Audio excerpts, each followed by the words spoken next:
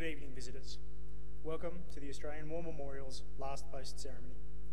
My name is Chris Weidenbach, and joining us today from the Royal Australian Navy is Commander Paul Cottier. We warmly welcome the family of Private Herbert Byrne, whose story will be told shortly. We welcome the veterans who have served, those that are still serving, and the families that support them.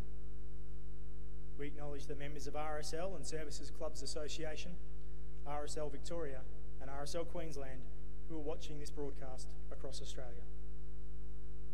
We also welcome the Benalla sub-branch RSL members from Victoria who are joining us this evening. During the ceremony, wreaths will be laid at the base of the pool of reflection by family, visitors and students on behalf of the following schools. From New South Wales, Holgate Public School and Beulah Central School Primary. From Victoria, Good News Lutheran College. I ask all who are able now to please stand and join in singing the National Anthem.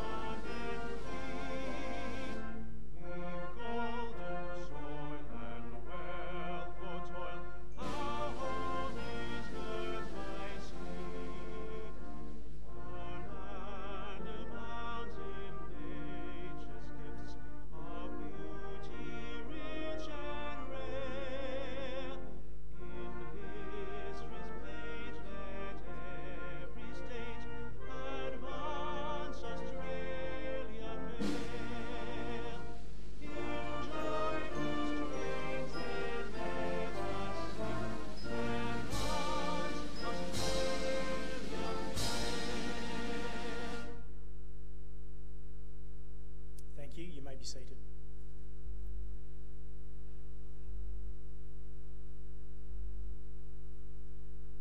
The Australian War Memorial was the vision of Charles Byrne, Australia's First World War official historian. Byrne landed with the Australian troops on Gallipoli and stayed with them at the front through to the end of the war. The idea of this national memorial and museum came to him at Pozières, France, in the depths of the bloody fighting of 1916. Byrne's idea was that this would be a place where families and friends could mourn loved ones buried in faraway places. It would also be a place that could help all Australians understand what these men and women had endured and what they had done for us. Byrne's vision, to which we remain true, is best expressed as inscribed in the entrance to the memorial's galleries. Here is their spirit, in the heart of the land they loved. And here we guard the record which they themselves made.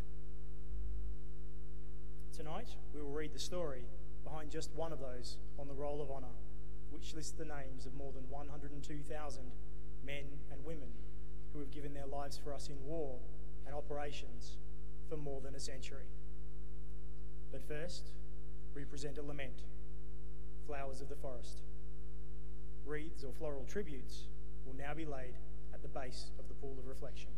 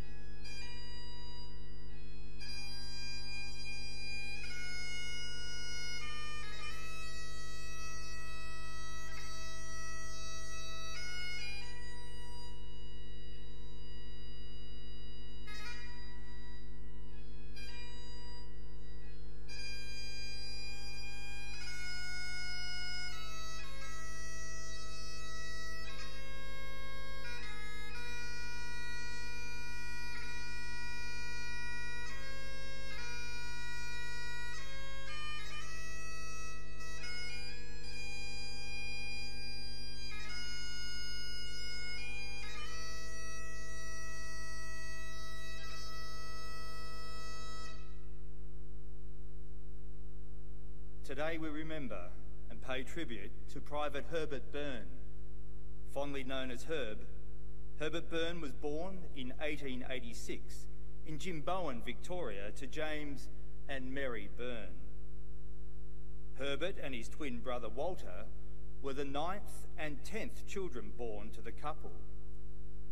The 11th child was a daughter born 3 years later, soon after which the family moved to a property near Hopetoun. Herbert and Walter attended Hopevale State School before working as farmhands in the region. Walter enlisted in the Australian Imperial Force in 1915, serving with the 23rd Battalion on Gallipoli and at the Western Front. Herbert followed his brother's example on the 1st of April 1916, enlisting at Ararat and being posted to the 39th Battalion, which had just been raised at the Ballarat Showgrounds. He was given the regimental number 53 and posted to 4 Platoon A Company. After a period of training in Ballarat, the battalion left for Melbourne in early May, and on the 15th, the men of the battalion marched through the city. About a fortnight later, they embarked from Melbourne aboard the transport ship Ascanius, bound for England. After 4 months' training at Salisbury Plain, Byrne and his battalion sailed for France in late November, entering the front line for the first time at Houplines near Am-Thiers. That month, the battalion repelled a minor German trench raid, and while out of the line, was involved in carrying and work parties. The 39th Battalion saw its first major action at Messines in June 1917. However, Byrne and a number of other men did not reach the start line.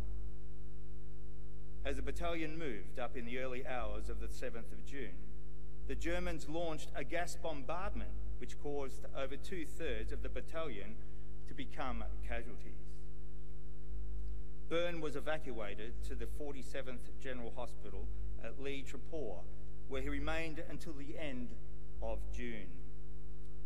He spent the next 2 months at Epes-Tableur before rejoining his unit on the 1st of September. In early October, Byrne took part in the Allies' successful attack on Brood-Sender Ridge. 8 days later, A Company, including Byrne, was detached from the battalion as working parties. The other 3 companies were involved in the disastrous attack near Poelcapelle.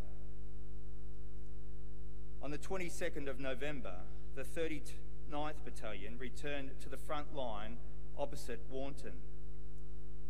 That evening, as the battalion was shelled by the Germans, the post occupied by Byrne and 2 other men took a direct hit. 1 man survived, but Byrne and another man were killed. Byrne's body was buried in the Rosenberg Cemetery the following day, but was later reinterred at the Burke Cemetery Extension at Ploegstert. He was 31 years old. His name is listed on the Roll of Honour on my right, among almost 62,000 Australians who died while serving in the First World War. His photograph is displayed beside the pool of reflection. This is but one of the many stories of service and sacrifice told here at the Australian War Memorial. We now remember Private Herbert Byrne, who gave his life for us, for our freedoms, and in the hope of a better world.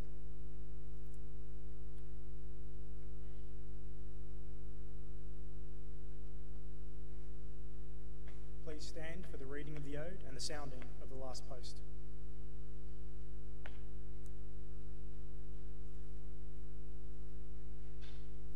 They shall grow not old, as we that are left grow old. Age shall not weary them, nor their years condemn. At the going down of the sun and in the morning, we will remember them. We will remember them.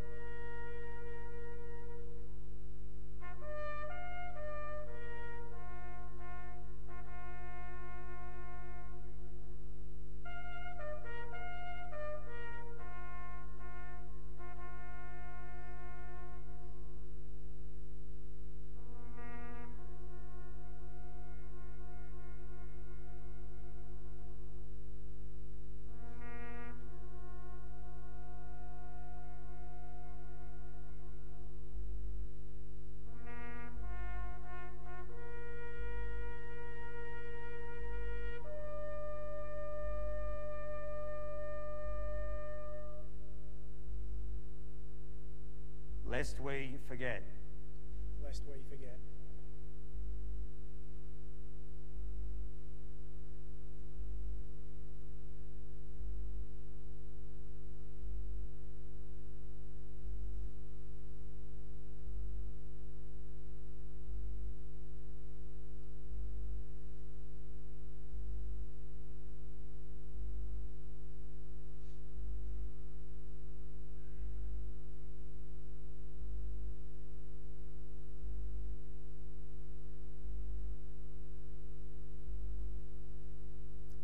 We leave you this evening with the words of the memorial's founder, Charles Byrne. Many a man lying out there at Poziere or in the low scrub at Gallipoli with his poor, tired senses barely working through the fever of his brain has thought in his last moments, well, it's over. But in Australia, they will be proud of this. Ladies and gentlemen, girls and boys, that concludes the last post ceremony. We thank you for visiting the Australian War Memorial and wish you all a very good evening.